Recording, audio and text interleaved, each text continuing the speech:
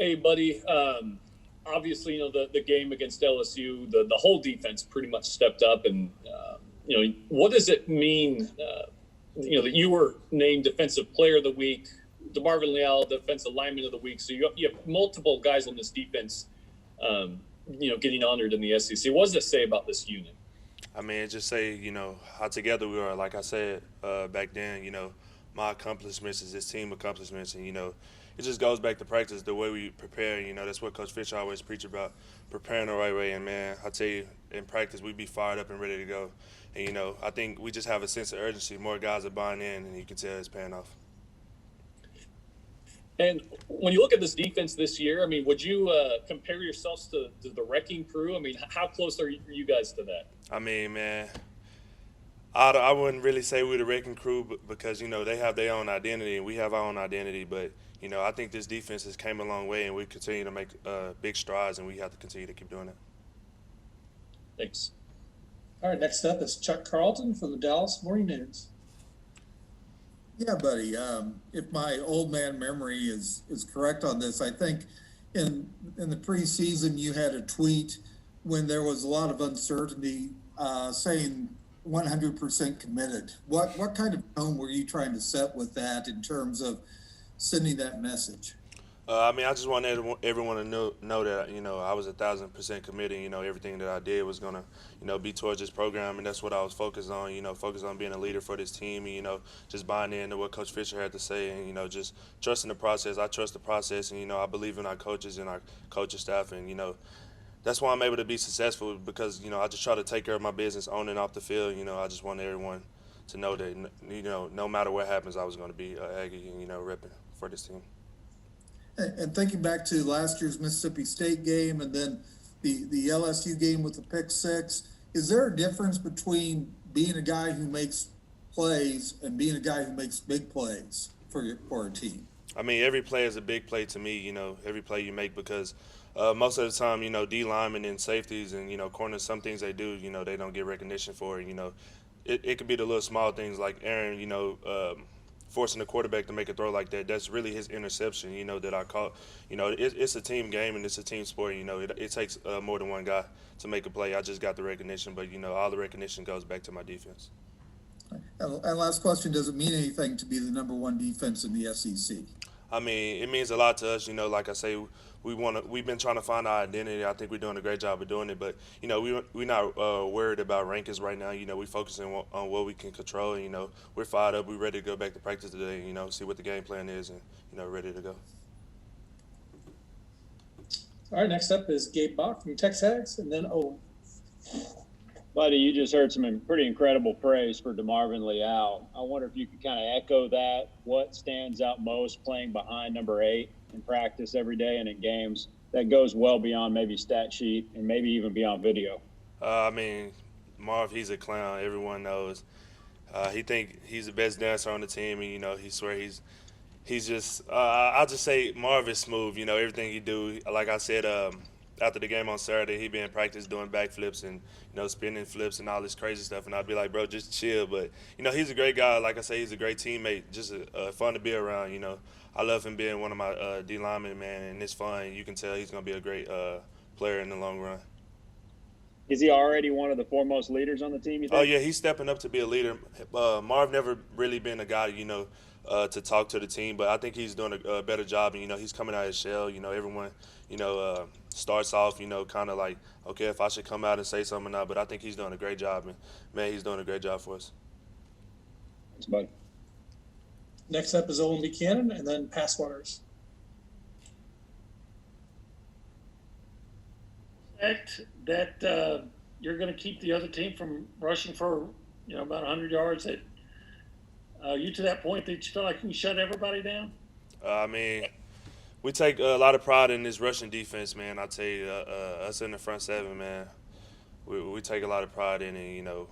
Stopping the run, that's something we love to do. And I think that's what keep us fired up and keep us going. And I don't really know, but I know we love to stop the run. If you were a coach, how would you approach trying to move the football or run the football against you? What would you do? If it was me, I don't know. Because this Just throw it? defense, man, I'm telling you, we're fired up, and it's only because of the way we practice. I think we take practice very serious, and guys commanding a lot from we're commanding a lot from each other. And, guys are on each other about not running to the ball, doing little things like that. It's a little small things that happen in practice that that you don't see at the game on Saturday. That's helping us be successful. Who's the best player on defense? Man, I got Tyree back there looking at me. I can't answer that right now. All right, let's go to Mark Passwaters and then Mike Lucas.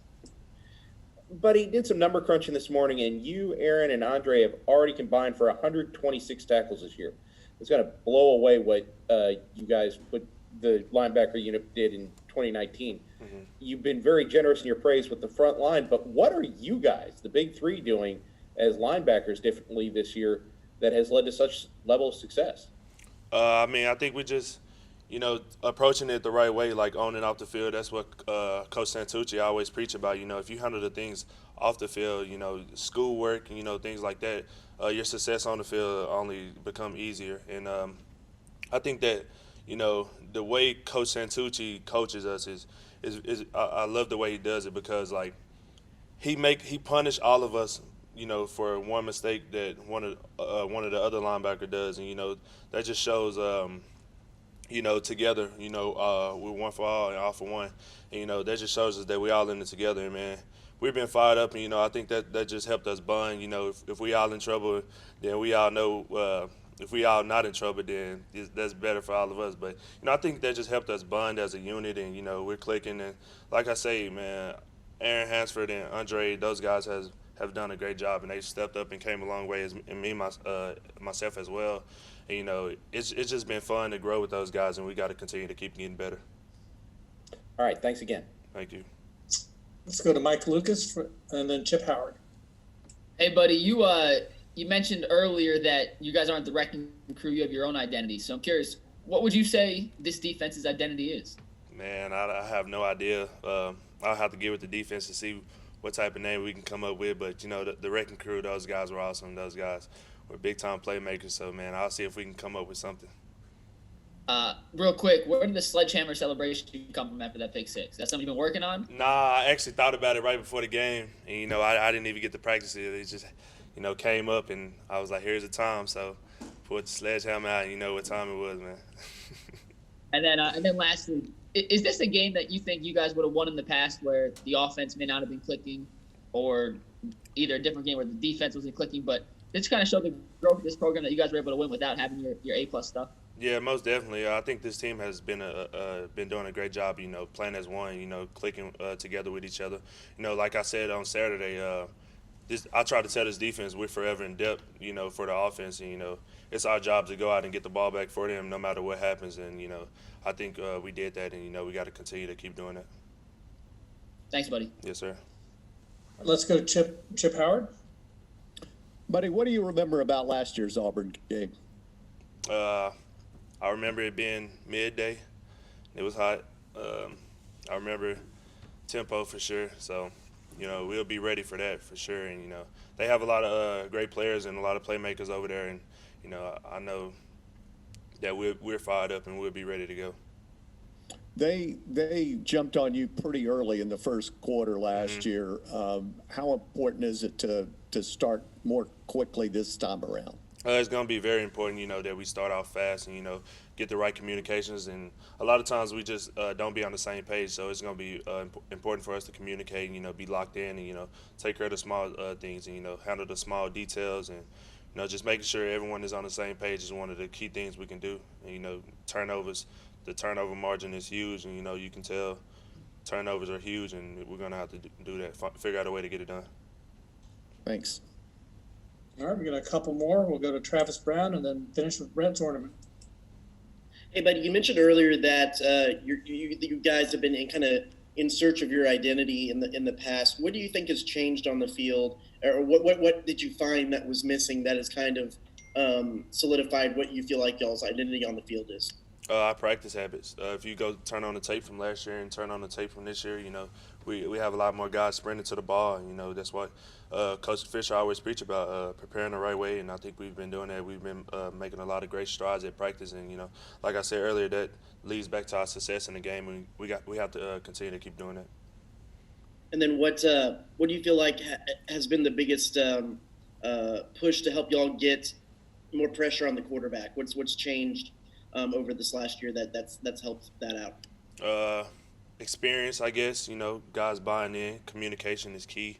Everyone being on the same page, and just the way we practice tough, and we practice hard. So when we get in the game, the game becomes easy, and everything starts to slow down for us. Thanks. And we'll finish up with Brent Foreman. Buddy, I've got to go back to that backflip for DeMarvin. Oh, man.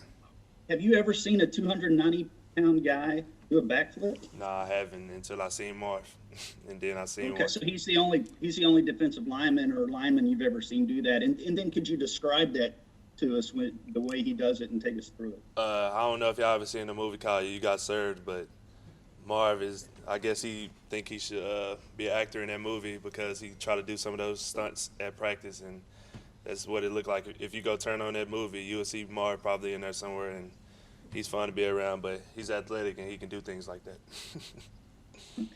Thank you. Yes, sir. All right, that's all we got for you, buddy. Thank you. Good job.